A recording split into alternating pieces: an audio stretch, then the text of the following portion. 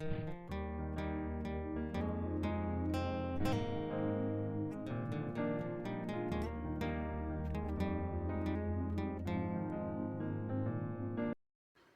The lord. ప్రభునందు ప్రియమైన వారులారా, ఈ సమయంలో ప్రభు అయిన యేసు క్రీస్తు నామమున మీ అందరికీ వందనములు తెలియపరుస్తూ ఉంటున్నాం. ఈ సమయంలో పరిశుద్ధ గ్రంథములో నుండి 2 సందర్భములను మనము జ్ఞాపకం చేసుకుందాం. మొదటిగా రాసులు 2వ గ్రంథము 17వ అధ్యాయము 22వ వచనములో మనము ఇశ్రాయేలు వారిని గురించి చూస్తూ ఉంటున్నాం. ఇశ్రాయేలు వారు యెరోబాము చేసినటువంటి పాపములలో దేనిని విడవక వాటిని అనుసరించిన వారుగా ఉన్నట్లు మనము గమనిస్తూ ఉంటున్నాం. దాన్ని బట్టి వారు అషూరు దేశానికి చెరగా వెళ్ళినట్లుగా మనము చూస్తూ ఉంటున్నాం.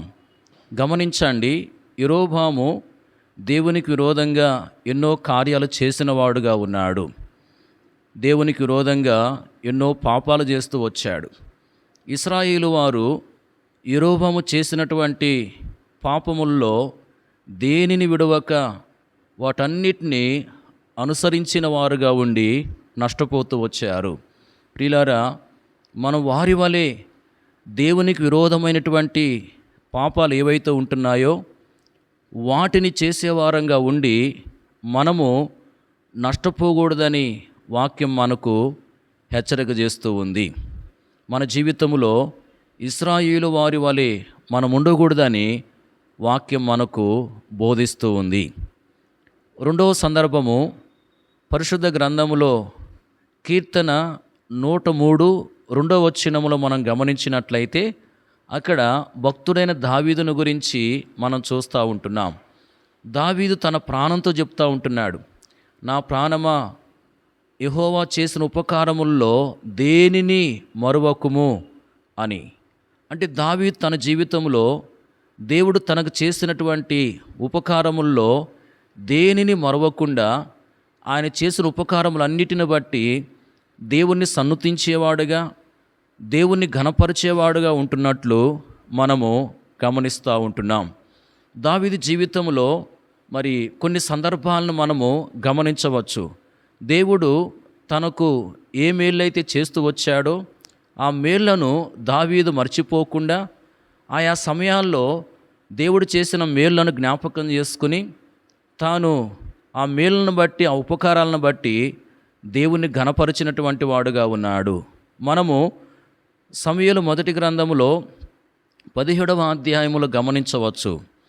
మరి గొలియాతు మీదకి యుద్ధానికి వెళ్ళక మునుపు దావీదు సౌలుతో మాట్లాడుతూ మరి గతములో దేవుడు తనకు ఏ మేలైతే చేస్తూ వచ్చాడో, ఎలాంటి ఉపకారములైతే చేస్తూ వచ్చాడో వాటిని మరి జ్ఞాపకం చేసుకుంటూ దేవుణ్ణి ఘనపరుస్తున్నట్లుగా మనం చూడవచ్చు. సింహము యొక్క బలము నుండి, ఎలుగుబంటి యొక్క బలము నుండి దేవుడు నన్ను రక్షించాడు అని మరి దేవుణ్ణి ఘనపరుస్తూ మరి దేవుడు తనకు చేసినటువంటి ఆ యొక్క కార్యాన్ని గురించి సౌలుతో చెప్తూ ఉంటున్నాడు.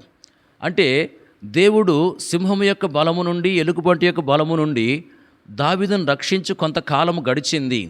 అయినప్పటికీ దావీదు దేవుడు తనకు చేసిన ఉపకారములను మర్చిపోలేదు. మర్చిపోకుండా మరి ఆయన చేసిన ఉపకారాలను జ్ఞాపకం చేసుకుని దేవుణ్ణి ఘనపరిచేవాడుగా తానున్నాడు. ఆ తర్వాత దావీదు గొలియాతు మీద యుద్ధానికి వెళ్ళాడు. గొలియాతును హతమారుస్తూ వచ్చాడు. దాని ద్వారా మరి తాను ఇశ్రాయేలీలు కూడా మరి ఫిలిస్తీయులకు దాసులుగా చేయబడకుండా కాపాడబడుతూ వచ్చారు. అంటే దావీదు జీవితంలో దేవుడు తనకు చేసినటువంటి మేలు ఉపకారములను మర్చిపోకుండా మరి దేవుడు చేసిన ఉపకారములను జ్ఞాపకం చేసుకుని దేవుణ్ణి ఘనపరిచే అనుభవంలో తాను ఉండటం బట్టి మరి తాను మేలు పొందినట్లుగా, మరి ఇతరులకు మేలు కలగజేసిన వాడుగా తాను చేయబడ్డట్లుగా మనం చూస్తూ ఉంటున్నాం. అలాగే మన జీవితంలో మరి దేవుడు మనకు చేస్తూ వచ్చిన ఉపకారముల్లో దేన్ని మర్చిపోకుండా ఆయన చేసిన ఉపకారములన్నిటిని బట్టి మనము ఆయన ఘనపరిచే వారంగా ఉండి మనం మేలు పొంది ఇతరులకు మేలు కలగజేసే వారంగా మనం సిద్ధపరచబడాలని వాక్యం మనకు తెలియపరుస్తూ ఉంది. దావీదు వలె మనము సిద్ధపరచబడాలి అనేదే దేవుని యొక్క ఉద్దేశం. దేవుడు ఆ విధంగా మనల్ని సిద్ధపరచునుగాక. Praise the lord.